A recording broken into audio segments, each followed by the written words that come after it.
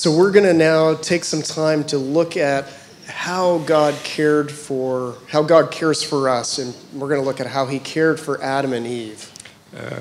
Ebben az előadásban arról szeretnék beszélni, hogy Isten hogyan gondoz minket, hogyan foglalkozik velünk, és Ádámmal és Évával ezt hogy tette.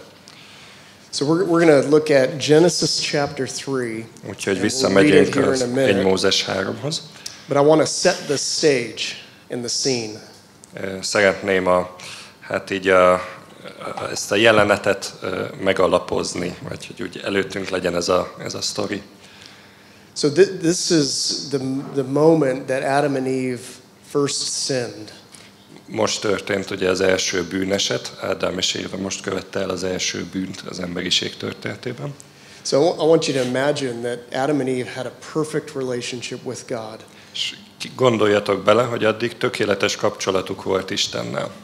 With no shame, no guilt, no fear. Soha nem éreztek szégyent, bűntudatot, félelmet. No self-consciousness of imperfection. Soha nem érezték azt, hogy tökéletlenek, soha nem kellett semmit szégyelniük. Perfect relationship with each other as well. És egymással is ugyanilyen tökéletes kapcsolatban volt Ádám és Éva. And in this moment they disobey God and experience the impact of sin. És ebben a pillanatban engedetlenek voltak Isten felé, és hirtelen rájuk szakadt a bűn minden következményével együtt. The other thing that I want to point out here in Genesis 3 is there's another voice that's introduced into their lives. És itt a 1 Mózes 3-ban egy új szereplő jelenik meg az életünkben. And that's the voice of Satan. És ez a sátán, itt hallják először az ő hangját. So you remember we talked about how when God created us, we were dependent upon God's voice, God's word, God's truth. Ugye az előző előadásban beszéltem róla, hogy Isten a szavával teremtett mindent, minket is, és az emberhez is rendszeresen szólt, kommunikált velünk, és ez része volt az ember életének. So God, you could think of it this way, that Adam and Eve had access to God's perfect counsel. Tehát Ádám és Éva számára folyamatosan elérhető volt Isten, mint a tökéletes tanácsadó. Mindenbe tudott nekik segíteni, tanácsot adni, útmutatást adni. But here Satan comes along and provides different counsel. És erre most megjelenik a sátán, és ő más típusú tanácsokat ad nekik. And we can relate to that. We are surrounded by voices of all kinds of counsel. És ezt ugye mi is nagyon jól át tudjuk érezni, hiszen mindenféle hangokat hallunk folyamatosan az életünk során, van, aki ezt tanácsolja, azt tanácsolja, amazt tanácsolja.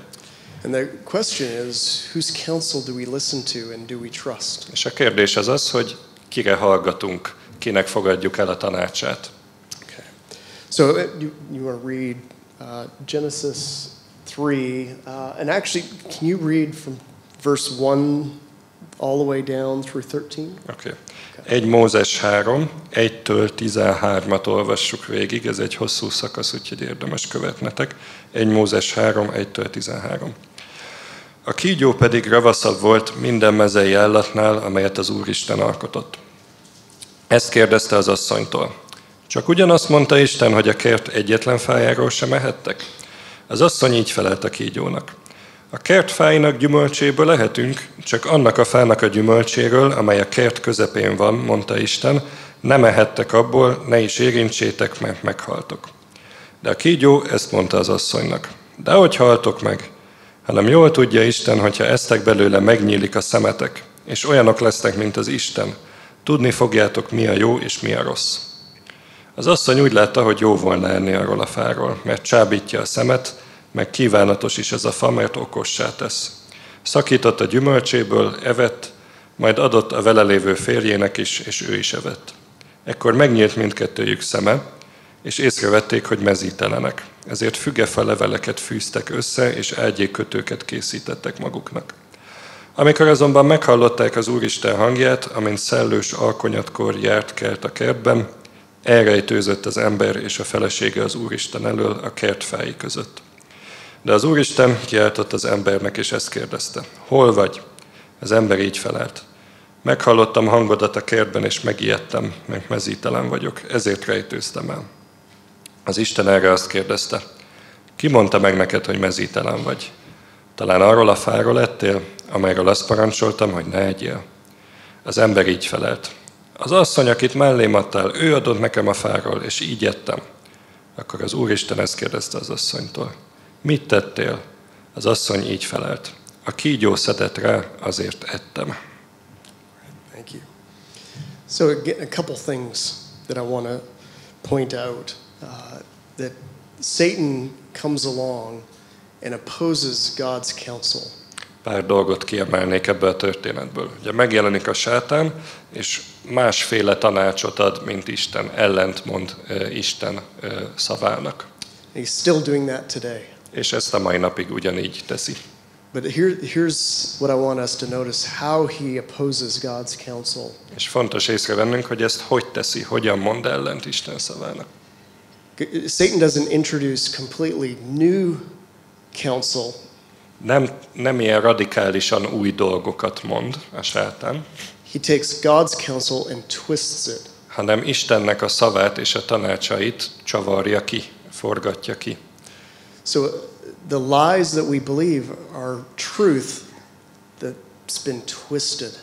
Tehát a sátán hazugságai azok ilyen kiforgatott igazságok.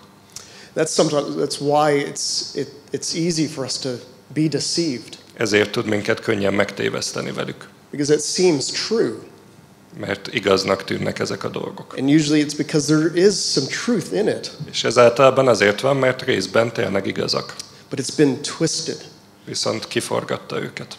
And the best lies, the best deception is just slightly truth that's slightly twisted. És ugye a legjobb hazugságok, a leghihetőbb hazugságok, azok gyakorlatilag az igazság, amin van egy pici ferdítés.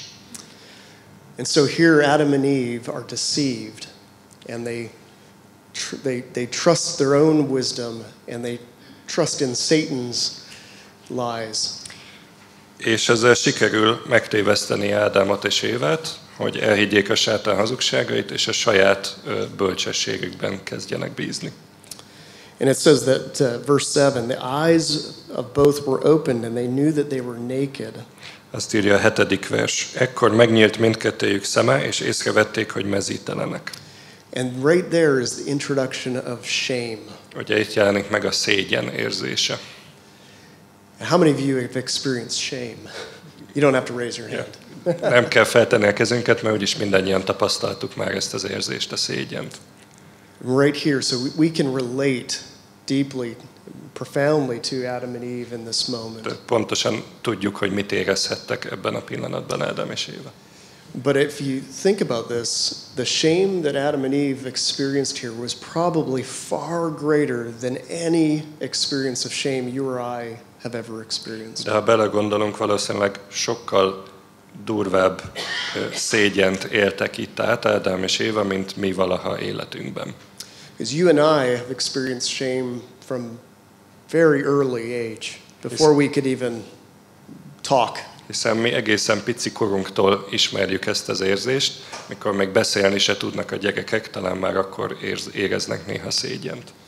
Here Adam and Eve had no shame and perfect relationship with God, and now here they experience shame for the very first time. Ádám és Éva viszont eddig az egész életüket, a felnőtt életüket is szégyen nélkül élték le, tökéletes kapcsolatban Istennel és egymással, és hirtelen jött ez az érzés. So I think it's hard for us to imagine just how profound and how terrible this moment of shame was for Adam and Eve. Úgyhogy szinte el se tudjuk képzelni, hogy milyen szörnyű lehetett, ahogy rájuk szakadt a szégyen érzet.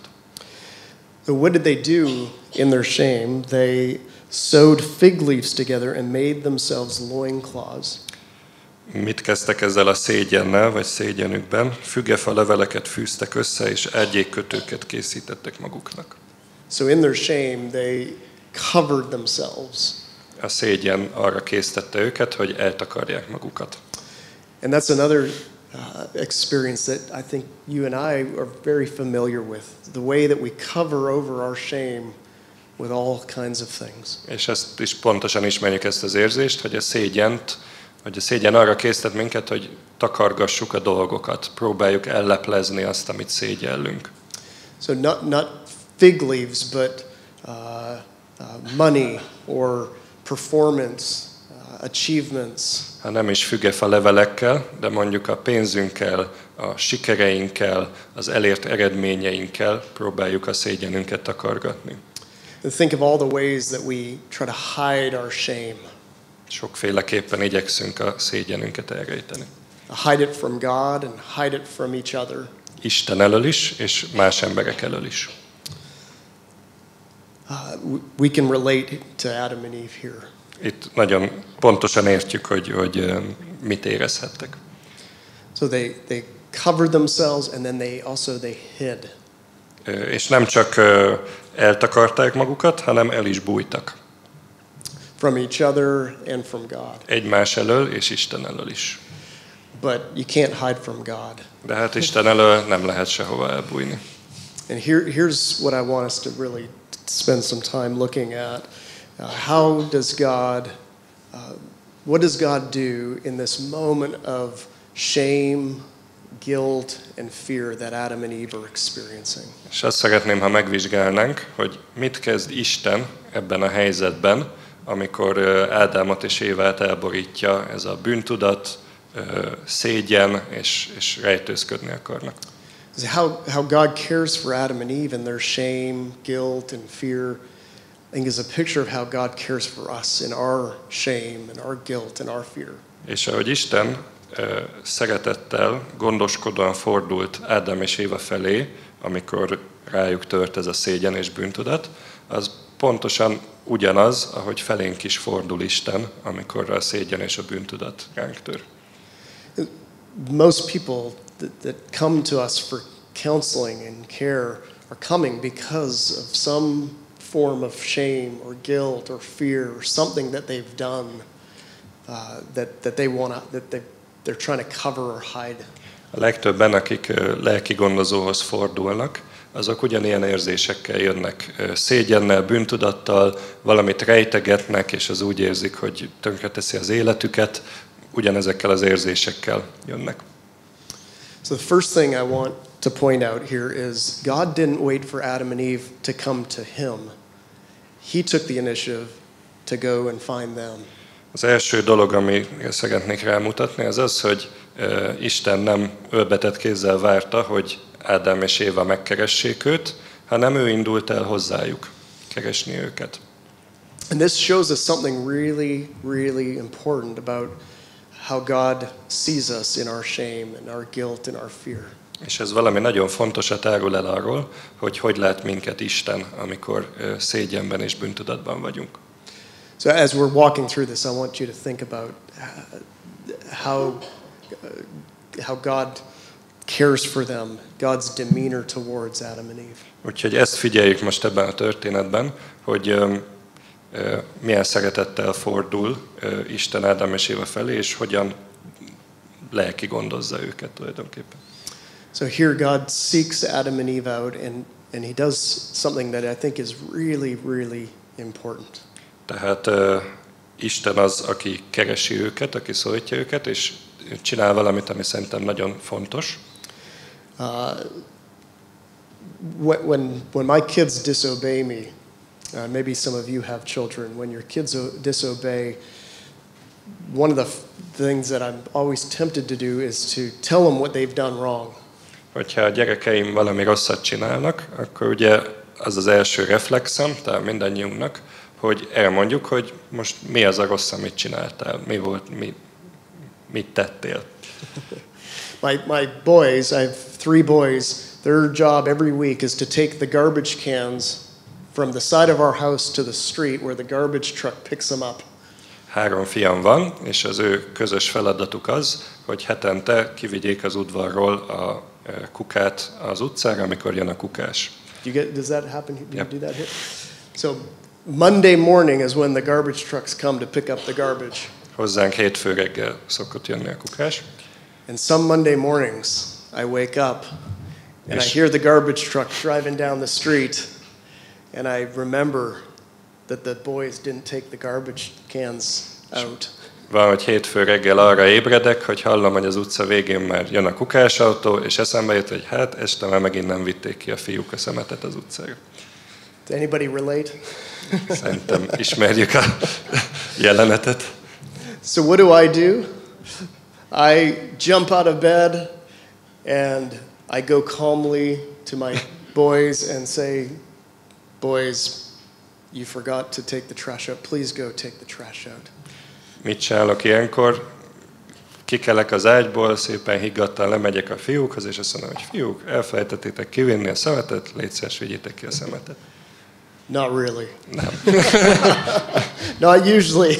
Általában nem. Usually, what are you thinking? Every week you're to take the trash out. Inkább valami első szokott lenni, hogy fiúk, nem igazán, megint minden héten ugyanez van, stb. For us, I get frustrated. I get angry. I tell them, how could you forget? Dühös leszek, felhúznak, és elkezdem mondani nekik, hogy felejtettétek el már megint a szemetet. And then all of us are outside in our underwear, putting the trash cans on the street. És mindannyian pizsamába viszik a szemetet a utcára, és közben magyarázom nekik, hogy mit rontottak el. That's my experience, but so this is for me surprising what God does. Én nagyjából erre vagyok képes, és ezért nagyon meglepő az, hogy Isten mennyire máshogy kezelte ezt a helyzetet. It's beautiful and incredibly gracious what God does here. Nagyon szép és ilyen irgalommal teli, ahogy Isten ezt a helyzetet kezeli. So what God does is He asks Adam and Eve 3 questions. Mert mit tesz Isten? 3 kérdést tesz fel Ádámnak és Évának. And we're going to look at these. The first question is that He asks Adam and Eve is, where are you? Az első kérdése az, hogy hol vagy. And God knows where Adam and Eve are. They can't hide from Him. He already knows the answer to this and the other. He knows the answer to all 3 of these questions. És nyilván ő minden 3 kérdésre tudja a választ, hiszen minden tudó, de akkor is ezt kérdezi először, hogy hol vagy. He's not asking these questions to shame them like I would, my sons. Like, what were you thinking? És ő nem azért kérdezi az embert, hogy megszégyenítse, mint ahogy én sajnos a fiaimtól szoktam, hogy ez hogy gondoltad, megint elfelejtetted. He's asking them because He wants relationship with them. Hanem a kérdésekkel a kapcsolatot igyekszik helyreállítani. And He wants them to name where they are. És azt szeretné, hogy az ember mondja ki, hogy most ebben a helyzetben hol van. He wants them to name what's happening in their heart. Hogy az ember nevezze meg, hogy mi történik a szívében. Because where I see this is God says, where are you? And Adam doesn't respond with where he is geographically.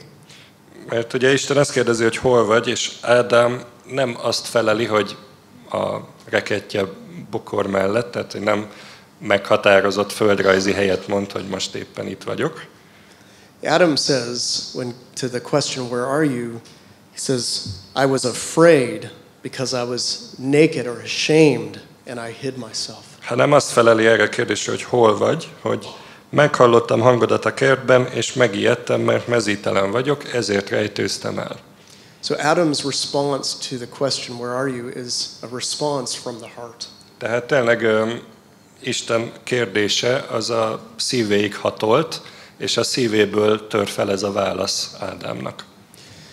A simple way to answer this question, the way Adam's answering it here is, what am I feeling? What am I thinking? What am I desiring? Tehát tulajdonképpen a válaszával olyasmikről beszél, hogy érzi magát, mitől fél, mire vágyik. Or the other way to ask this is, where are you emotionally, mentally, or volitionally? Tehát ezt a kérdést, hogy hol vagy, tulajdonképpen így is fel lehetne tenni, hogy hol vagy most érzelmi szempontból, mentálisan, hogy érzed magad. So this first question, where are you, is really, really important. And it helps us to become aware of what is happening inside of us. Szóval nagyon fontos ez a hol vagy kérdés, mert segít az embernek, hogy végig gondolja és átérezze, hogy most hol van, milyen helyzetben van.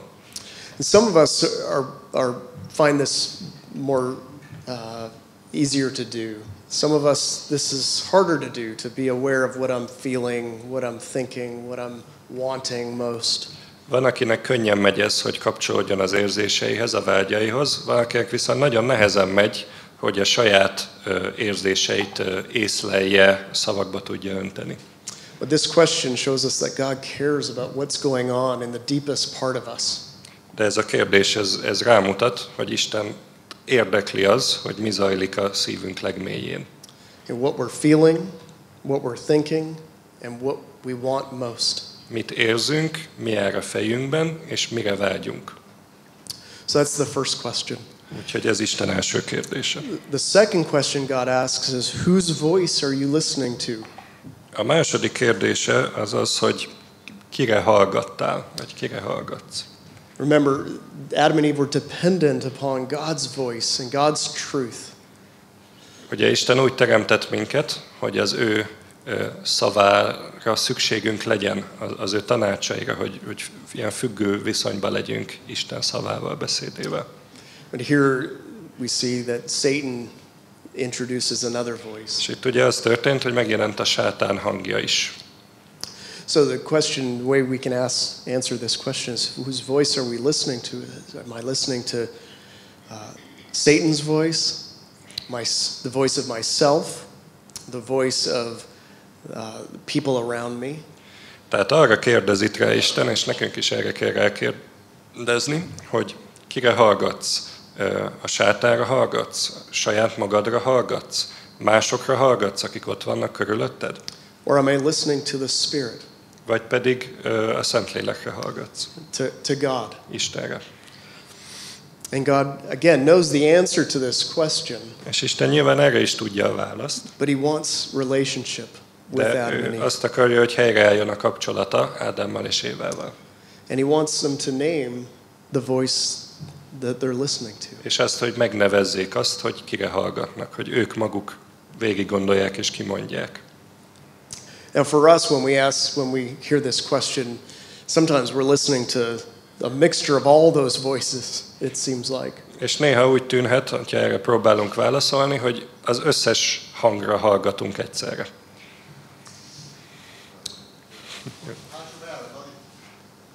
Már mindjárt jön, segítek. Is that lunch? Probably. So that's the second question. The third question is, what did you do? Isten harmadik kérdése pedig az, hogy mit tettél. And this is usually the one where we start with. És mi hajlamosak vagyunk ezzel kezdeni. So it's interesting that it's the third question that God Érdekes, asks. hogy Istennél ez csak a harmadikként jön elő. God cares first for our heart and what's happening internally before he cares about what's going on externally in our life. Mert Istent elsősorban az érdekli, hogy mi van a szívünkben, mi zajlik belül, és csak harmadik kérdésként érdekli az, hogy mit csináltál, mi zajlik kívül. And so this is an opportunity to confess their sin. És ezzel lehetőséget ad Ádámnak és Évának a bűnvallásra. To confess their distrust and disobedience. Hogy megvallják azt, hogy nem bíztak Istenben, és nem engedelmeskedtek neki. And we know that confession brings things from the dark to the light. És a bűnvallás ugye arról szól, hogy a sötétségből a világosságra hozzunk valamit. And is a critical part of the healing process. És egy kritikus fontosságú része a gyógyulási folyamatnak. So here's these three questions that God asks. Tehát Isten három kérdést tett fel. Where are you? Hol vagy? Whose voice are you listening to? Kire hallgatsz? And what did you do? És mit tettél? It's really important, I think, to consider how God's asking these questions. Fontos ezt végig gondolni, hogy teszi fel ezeket a kérdéseket az Úr. Because there's often a part of us that still thinks that God is asking these questions to further shame us. Mert hajlamosak vagyunk azt hinni, hogy Isten ezeket a kérdéseket azért teszi fel, hogy megszégyenítsen vele. And I believe the text shows us that God isn't seeking to further shame us, but to care for us and remove our shame. És én úgy látom az igéből, hogy ezekkel a megszégyenült Ádám és Éva felé Isten nem azért teszi fel ezeket a kérdéseket, hogy még lejjebb nyomja őket a szégyenbe, hanem hogy felemelje és megújítsa őket. And again, the reason I believe this is, remember Genesis 3:15, right after this, God points to Jesus. És azért gondolom ezt, mert ugye a 3:15-ben, amit olvastunk korábban, Isten Jézusra mutat előre. In Genesis 3:15, and then in Genesis 3:21, he points to Jesus and the covering that he clothes them with the skin of the animal. 21-es versben pedig ugye azt olvastuk, hogy bőrruhát készített Isten az embernek, és ő öltöztette fel őket, és ezzel is Jézusra mutat előre. And at the end of chapter 3, God sends them out of the garden. A harmadik rész végén kiküldi az ember a paradicsomból, a kertből Ádámot és Évát. The reason for this is God is protecting Adam and Eve from being able to now, in their state of sin, protecting them from being able to eat of the tree of life. És ezzel ugye az volt a célja, hogy megvédje őket, hogy a bűnös bukott állapotukban ne tudjanak többet enni az életfájának gyümölcséből. Because if they eat of the tree of life, they will stay forever in their state of sin. Hiszen akkor örökre ebben a bukott állapotban ragadnának. But God has a solution, the only solution, and that's Jesus. De Istennek van egy megoldás, az egyetlen lehetséges megoldás a bűnre, Jézus. God won't let Adam and Eve do anything to deal with their own sin or shame or guilt. És nem engedi Ádámnak és Évának, hogy ők próbálják maguknak megoldani a bűn, a szégyen, a bűntudat problémáját. And they tried, right? They hid, they covered, they blamed each other. We do all those things. Pedig ugye próbálkoznak elrejtőzni, ők is valamiféle ruhát készítenek maguknak, hogy ne szégyeljék magukat annyira, egymást hibáztatják, tehát azonnal jönnek ezek a megoldási kísérletek, vagy valahogy próbálják kezelni a bűntudatukat, a szégyenüket. But God says, I'm going to take care of your guilt. I'm going to take care of your shame. I'm going to take care of your fear. De Isten azt mondja, hogy majd én gondoskodom rólad, a bűntudatodról, a szégyenedről, a félelmedről. És ugye ő öltözteti fel őket, és ő űzi ki őket. Isn't that beautiful? És ez nagyon szép. This is how God cares for Adam and Eve. Isten így gondoskodott Ádámról és Éváról. This is how God cares for men and women, just like you and me, who experience shame and guilt and fear, all the effects of sin. És ugyanígy gondoskodik a mai napig minden férfiról és nőről, aki ugyanezeket az érzéseket tapasztalja, bűntudatot, fájdalmat, félelmet, szorongást, szégyent, stb. So God takes the initiative. Isten kezdeményez. God draws out our hearts with questions. És kérdésekkel előhozza azt, ami a szívünk mélyén van. And God provides Jesus as the solution. És felkínálja a megoldást Jézus Krisztusban. And he provides physical provision as És well. testi gondoskodást is nyújt. There is consequence for sin. És azt látjuk, hogy a bűnnek van következménye. It's in Genesis 3 here, but it's surrounded by Jesus, the provision of Jesus. De az elején is és a végén is Jézussal keretezi Isten a bűnnek a büntetését. So this is now what I call the gospel turn. And if we put ourselves in the position of Adam and Eve, this is an intense moment. Úgy hívom ezt a pillanatot, hogy az evangéliumi fordulat. És ez egy nagyon erős pillanat volt Ádám és Éva életében. And again, we can relate to this. És ezt mi is nagyon át tudjuk érezni. So just like Adam and Eve, we all listen to lies and we disobey God and we run from Him. Ahogy Ádám és Éva, mi is sok hazugságot elhiszünk, sokszor engedetlenek vagyunk Istennel szemben, sokszor el akarunk rejtőzni előle, meg menekülünk előle. We try and we fail to hide. Próbálunk elbújni, elrejtőzni, és nem sikerül. To cover over our sin and shame. Próbáljuk leplezni a bűneinket, a szégyenünket. And we fail to fix the issues ourselves. És nem tudjuk megoldani a problémáinkat. But the good news is that the way God cared for Adam and Eve, He cares for us. De a jó hír az az, hogy ahogy róluk, Ádámról és Éváról gondoskodott Isten, ugyanígy fordul felénk is. Through Jesus. Jézus Krisztuson keresztül. So I think on the next slide here. Is there another one? Is there one more? Yes, this one here. So here's a picture that follows this text. And as you see on the left-hand side here are these first three questions that God asks Adam and Eve. Ez a kép ez jól összefoglalja azt, amiről eddig beszéltünk. A bal oldalon ez a három kérdés, amit Isten feltett Ádámnak és Évának. Tehát, hogy hol vagy, kinek a hangjára hallgatsz, és mit tettél. Yeah, and so that is our confession to God. És ez vezet el a bűnvallásig, az Isten felé való bűnvallásig. But we don't want to stop there. We don't want to just stay on that side. És nem állhatunk meg itt, tehát hogy nem ez a végcél, hogy megvalljuk a bűneinket Isten felé. We want to ask another three questions. Hanem jön mellé három másik kérdés is. And the other three questions are, what did Jesus do? Az első az az, hogy mit tett Jézus. And what does Jesus say? Mit mond Jézus? And where is Jesus? És hol van Jézus? Evangéliumi fordulat itt lenn. És mit tett Jézus, mit mond Jézus, hol van Jézus? If we just stop with where am I, whose voice am I listening to, what did I do, we're stuck with ourselves. Hogyha megállunk ott, hogy hol vagy, kinek a hangjára hallgatsz, mit tettél, az csak rólunk szól. Tehát beragadunk a saját élethelyzetünkbe.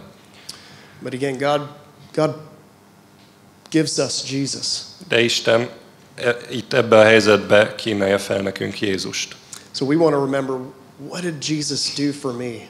És ekkor kell felidéznünk azt, hogy mit tett értem Jézus. And we want to remember, what does God say to me? What does Jesus say to me? Mit mond nekem Jézus? Az ő hangja mit mond? We listen to Satan, we listen to ourselves, we listen to the people around us. Ugye hajlamosak vagyunk magunkra hallgatni, a sátánra, a környezetünkben lévő emberekre. We want to listen to the Spirit. We want to listen to God's truth. De mi lenne, hogyha a Szentlélekre hallgatnánk, és Isten igazságára? And then we want to remember, where is Jesus? És az utolsó kérdés, hogy hol van Jézus? And the good news is that He's with us. És a jó hír az az, hogy hát velünk van. And the Bible says He dwells in us and we dwell in Him. És azt mondja a Biblia, hogy mi benne vagyunk, és ő pedig bennünk van. This is the doctrine of our union with Jesus. Ez a Jézussal való egyesülésnek az ilyen teológiai elve. Saint Augustine wrote a book called The Confessions. Szent Ágostonnak van egy Vallomások című műve, which is a prayer that he prays to God. Ami gyakorlatilag egy hosszú imádság. I believe doing this very thing, considering his story and his story of shame. És gyakorlatilag ugyanezt az utat járja be ebben a könyvben, a szégyenétől elindulva. And remembering the gospel. És aztán felidézve az evangéliumot. One of the prayers that Augustine prays is, "You, O Lord, are nearer to me than I am to myself." És van egy gyönyörű mondata benne Szent Ágostonnak, azt mondja, hogy Uram, te közelebb vagy hozzám, mint amilyen közel saját magamhoz vagyok. That's where Jesus is. Itt van Jézus. Nearer to us than we are to ourselves. Közelebb van hozzánk, mint mi saját magunkhoz. In Galatians 6:1, A Galata levél 6. rész első versében. can you read? Let's have you read that. És felolvasom. Tehát Galata 6:1. Testvéreim, ha valakit tetten is érnek valamilyen bűnben, ti, akik lelki emberek vagytok, igazítsátok helyre az ilyet szelíd lélekkel. De azért vigyázz magadra, hogy kísértésben ne essél. If you're caught in sin, let the spiritual one, let you who is spiritual restore your brother. Restore your brother. Ha valakit tetten is érnek valamilyen bűnben, te, aki lelki ember vagy, igazítsd helyre az ilyet. In a spirit of gentleness. Szelíd lélekkel. I read Genesis 3 and think that Paul is talking about doing what God did to Adam and Eve in Szerintem Genesis itt 3. Pál ugyanarról ír, mint amit láttuk, hogy fordult Isten az 1 Mózes 3-ban Ádám és Éva felé. Ez ugyanaz. Here's this beautiful model of the way God counsels us in our struggles, in our sin, in our suffering, in our shame. És ez egy gyönyörű képe annak, hogy Isten hogy viszonyul az emberhez, amikor bűnben van, amikor szégyelli magát, amikor bűntudata van, fél. Restoring us in a spirit of gentleness. Ugyanígy helyreállít, helyreigazít minket szelíd lélekkel. So this is something that you can do. I would encourage you to do yourself. És ezt magunkra is alkalmaznunk kell, vagy a személyes kapcsolatunkban Istennel. To sit with the Lord and answer these questions for yourself. Hogy üljünk le csendességben az Úrral, és válaszoljunk ezekre a kérdésekre magunk is. Hear the Lord saying to you, "Where are you?" És halljuk meg, hogy ezt Isten kérdezi tőlünk, hogy hol vagy. And then answer by sharing, what are you feeling? What are you thinking? What are you desiring? Válaszold meg azzal, hogy mit érzel, mit gondolsz most, mire vágysz. What's happening in your heart? Mi történik a szívedben? And then ask or answer the question, whose voice are you listening to? És válaszold meg azt a kérdést, hogy kinek a hangjára hallgatsz. And then answer the question, what did you do or what are you tempted to do? És aztán azt a kérdést is, hogy mit tettél, vagy mire érzel most kísértést, hogy tedd meg. One of the gifts of doing this is that as we name the specifics of what's going on in our heart, where we are and whose voice we're listening to and what did we do or tempted to do, is that we get to experience God's specific grace. Ebben az a nagyon jó, hogyha megnevezzük a konkrétumokat, hogy most hol vagyunk, mit tettünk, vagy mire csábít minket a kísértés, hogy tegyük meg, akkor Istennek a konkrét kegyelmét tudjunk megtapasztalni arra a helyzetre, ahol éppen vagyunk. If we only have a general understanding of where we are and what we're tempted to do, then God's love is general. Hogyha megmaradunk az általánosságok szintjén, hogy hát kísért a sátán, nem tudom, akkor Istennek a szeretetét is csak ilyen általános szinten tudjuk átélni. But the gift of this is that His grace becomes that much more amazing. És az a nagyon jó Istennek ezekben a kérdéseiben, hogy ha lemegyünk a konkrétumok szintjére, akkor sokkal átélhetőbbé válik az ő kegyelme számunkra, és sokkal csodálatosabbá. And it's also, again, very important to recognize that we don't stay focused on our sin. We end up focusing on His grace. És nagyon fontos az, hogy ne ragadjunk le a bűnnél, meg saját magunknál, hanem eljussunk oda, hogy átéljük, megtapasztaljuk és újra megértsük Isten kegyelmét. As God's grace is greater than our sin. Mert Isten kegyelme sokkal nagyobb a bűneinknél. God's love is greater than all of our fear. Isten szeretete sokkal nagyobb a félelmünknél, a szégyenünknél. So that's why the last three questions are really, really important. Úgyhogy ezért nagyon fontos a második három kérdés is. Yeah. This is something that I practice personally in my time with the Lord each day. Ezt a személyes ima életemben is minden nap alkalmazom, ezeket a kérdéseket. But it's also a way that I will walk people that I meet with as I'm caring for them, the way that I care for them and get to what's going on in their heart. És a lelkigondozói gyakorlatomban is rendszeresen alkalmazom ezt, hogy elő tudjam hozni azt, hogy mi van igazából az emberek szívében. And David this afternoon is going to unpack even more of a framework for how we care for one another. David az délután majd az előadásaiban részletesebben is kifejti, hogy tudjuk egymást gondozni, hogy tudunk segíteni egymásnak. And what David teaches is also something that that both of us use all the time as we walk with others. It has been very helpful for us in our ministry. És amikről ő fog beszélni, azok is olyan dolgok, amiket rendszeresen, folyamatosan alkalmazunk a lelkigondozói gyakorlatunkban, és nagyon sokat segítenek. But I often come back to this as a foundation for how God cares for me and how God cares for us. De az egésznek ez az alapja, amihez fontos időről időre visszatérni, hogy gondoz minket Isten, mert ugyanezt tudjuk továbbadni másoknak mi is.